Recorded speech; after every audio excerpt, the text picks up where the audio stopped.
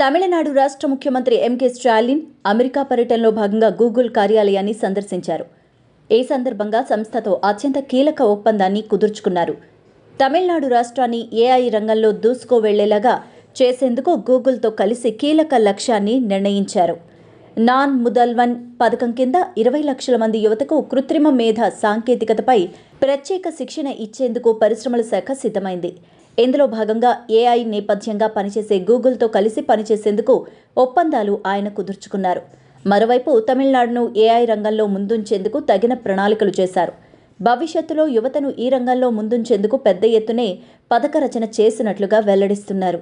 ఏఐలో వీరు కీలక భూమిక పోషించేలా పావులు కదుపుతున్నారు.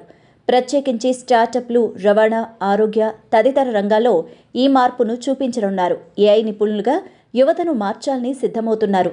ఏఐ సాంకేతికతలో ఆవిష్కరణలతో పాటు స్వతహాగా యువకులు ఈ రంగంలో ఉపాధి పొందే పరిజ్ఞానాన్ని ఇప్పించేలా గూగుల్ ప్రణాళికలు చేస్తోంది. ఇప్పటికే తమిళనాడుకు చాలా అంకుర సంస్థలు, స్టార్టప్స్ వచ్చాయి.